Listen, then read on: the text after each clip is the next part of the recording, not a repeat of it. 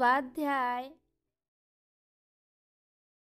स्वाध्याय इयत्ता 9वी विषय भूगोल पाठ 3 बाह्य प्रक्रिया भाग 1।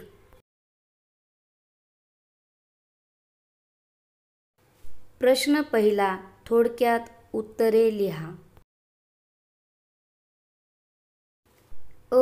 कायिक विदारण म्हणजे काय?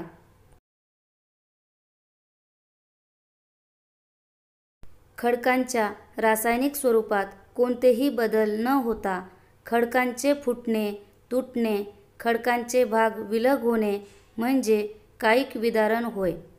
अपपर्णन, कणात्मक विदारण व खंड विखंडन या कायिक विदारणाच्या प्रक्रिया आहेत। कोरड्या हवामानाच्या प्रदेशात कायिक विदारणाचा प्रभाव जास्त असतो।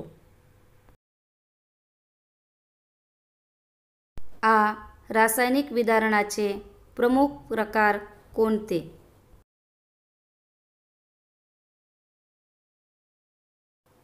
कार्बनन, द्रवीकरण आणि भस्मीकरण हे रासायनिक विदारणाचे प्रमुख प्रकार आहेत। एक, कार्बनन। पावसाचे पाणी ढगातून जमिनीवर पडेपर्यंत वातावरणातून प्रवास करत असते। त्या दरम्यान त्यात हवेतील कार्बन डाय ऑक्साईड वायू काही प्रमाणात मिसळतो। त्यातून सौम्य कर्बाम्ल तयार होते। अशा आम्लात चुनखडीसारखे पदार्थ सहज विरघळतात। उदाहरणार्थ पाणी अधिक कार्बन डाय ऑक्साईड बरोबर कार्बोनिक आम्ल।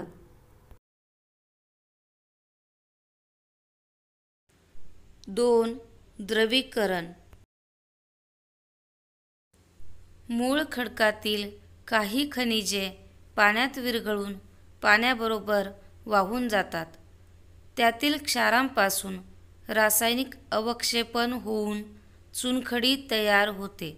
उदाहरणार्थ अहमदनगर जिल्ह्यातील वडगाव दर्या येथे चुनखडीचे पुन्हा रासायनिक अवक्षेपण झालेले आढळते। तसेच द्रवीकरणाच्या क्रियेमुळे खडकातील क्षार विरघळून खडक ठिसूळ बनतात। 3. भस्मीकरण। ज्या खडकात लोह खनिज असते त्या खडकांवर भस्मीकरण ही क्रिया घडते। खडकातील लोहाचा पाण्याशी संपर्क आल्याने लोह आणि ऑक्सिजन यांच्यात रासायनिक प्रक्रिया घडून येते। लोहावर गंज येतो, त्यामुळे खडकावर तपकिरी रंगाचा थर तयार होतो। जैविक विदारण कसे घडून येते? जैविक विदारण मानव, प्राणी व वनस्पती या सजीवांकडून घडून येते। जुने किल्ले, जुन्या इमारती इत्यादी वास्तूंच्या भेगामध्ये झाडांची मुळे वाढतात। त्यामुळे खडकांच्या कणांत ताण निर्माण होतो व खडक फुटू लागतात। मुंग्या वारूळ तयार करतात। उंदीर, घुशी, ससे यांसारखे प्राणी व इतर कृमी, कीटक जमिनीत बिळे तयार करतात। या सर्व प्राण्यांना खणक प्राणी म्हणतात। त्यांच्या खननामुळे देखील खडकांचे विदारण घडून येते। अनेकदा खडकांवर शेवाळे, दगडफूल इत्यादी वनस्पती वाढतात, त्यांच्यामुळे देखील खडकांचे विदारण घडते। विदारण व विस्तृत झीज यातील फरक स्पष्ट करा। नैसर्गिक घटकांचा खडकांवर परिणाम होऊन खडक फुटणे किंवा खडकातील खनिजांचे विघटन होऊन खडक कमकुवत होणे म्हणजे विदारण होय. विदारण प्रक्रियेतून सुट्या झालेल्या कणांची केवळ गुरुत्वीय बलाद्वारे होणारी हालचाल म्हणजे विस्तृत झीज होय. कायिक विदारण, रासायनिक विदारण व जैविक विदारण हे विदारणाचे मुख्य प्रकार आहेत. तीव्र गतीने होणारी विस्तृत झीज व मंद गतीने होणारी विस्तृत झीज हे विस्तृत झीजेचे मुख्य प्रकार आहेत. प्रश्न दुसरा. चूक की बरोबर ते लिहा. चुकीची विधाने दुरुस्त करा. अ. भूकंपावर हवामानाचा परिणाम होत असतो. हे विधान चूक आहे. योग्य विधान. भूकंपावर प्रामुख्याने भूअंतर्गत हालचालींचा परिणाम होत असतो. आ. आर्द्र हवामानाच्या प्रदेशात कायिक विदारण कमी होते. हे विधान बरोबर आहे. ई. शुष्क प्रदेशात कायिक विदारण मोठ्या प्रमाणात होते. हे विधान बरोबर आहे. ई. खडकांचा चुरा किंवा भुगा होणे म्हणजे विदारण होय. हे विधान बरोबर आहे. उ. अपपर्णातून जांभा खडकाची निर्मिती होते. हे विधान चूक आहे. योग्य विधान. बेसाल्ट खडकाचे भस्मीकरण होऊन जांभा खडकाची निर्मिती होते.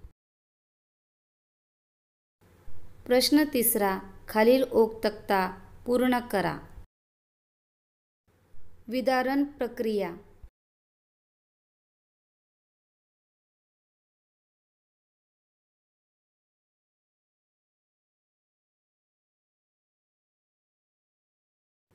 कायिक विदारण, रासायनिक विदारण, जैविक विदारण.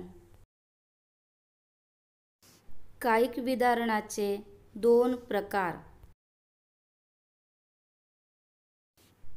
कणात्मक विदारण, खंड विखंडन, छिन्न भिन्न विदारण. अपपर्णन. रासायनिक विदारणाचे तीन प्रकार.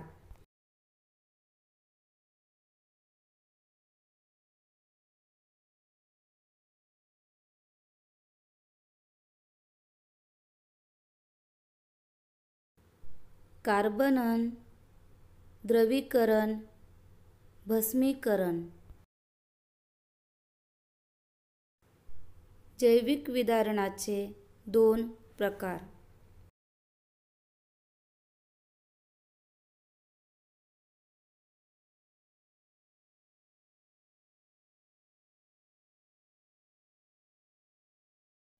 खनक प्राण्यांनी बिळे तयार करणे. झाडांची मुळे खडकातील तडांमध्ये वाढल्यामुळे खडक फुटणे. वनस्पतींमुळे खडकांचे विदारण होणे.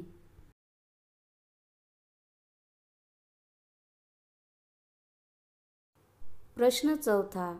पुढील वर्णनावरून विदारणाचा प्रकार ओळखा. अ. काही प्राणी जमिनीत बिळे तयार करून राहतात. जैविक विदारण.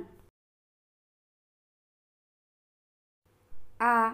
खडकातील लोहावर गंज चढतो.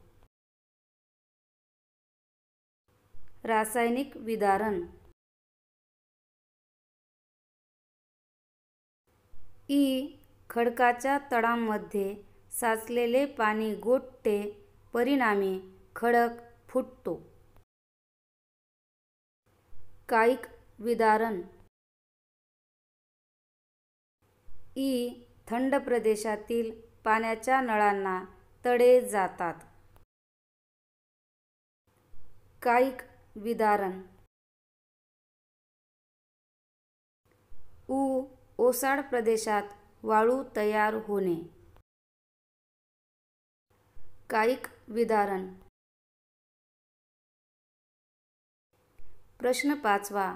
आंतरजालाच्या माध्यमातून भारतामध्ये घडलेली भूस्खलनाची घटना शोधा व त्याविषयी थोडक्यात लिहा. पावसाळ्यात हमखास घडणारी एक घटना म्हणजे भूस्खलन. भूस्खलन म्हणजेच माती घसरून पडणे. ही माती डोंगर कड्यावरून घसरते किंवा एखाद्या उतारावरून. पुणे जिल्ह्यातील आंबेगाव तालुक्यातील माळीण गावावर काळानं निर्दयी झडप घातली. मुसळधार पावसामुळे डोंगरकडा कोसळून माळीण गावातील 44 घरं जमिनीत गाडली गेली. बस चालकाला माळीण गाव मातीच्या ढिगाऱ्यात गायब झाल्याचे समजले. त्याने ही बातमी प्रशासनाला कळवली.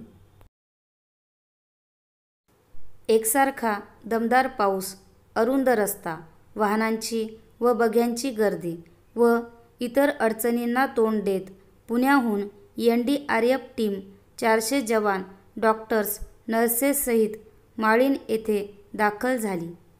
6 दिवसानंतर 129 मृतदेह बाहेर काढण्यात आले. तरीही आणखी मृतदेह जमिनीखाली होते. जवळजवळ संपूर्ण गाव मातीखाली गायब होण्याची ही राज्यातील पहिलीच दुर्घटना.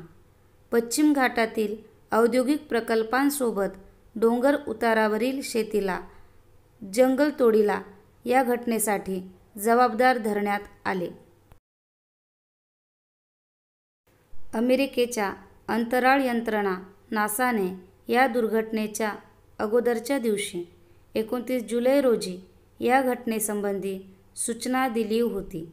नासाने आपल्या अधिकृत वेबसाईटवर 29 जुलै रोजी सायंकाळी या भागात भूस्खलन होण्याचा धोका उघड करत हाय अलर्ट दिला होता. भीमाशंकरच्या डोंगराळ भागात पर्पल कोड हा अलर्ट दिला होता. पर्पल कोड तेव्हा दिला जातो जेव्हा भूस्खलन होण्याचा धोका असलेल्या भागात 175 मिमीहून अधिक पावसाची नोंद होते. या भागामध्ये माळीण गावाचा देखील समावेश होता. परंतु भारतात मात्र या अलर्टवर लक्ष दिले गेले नाही.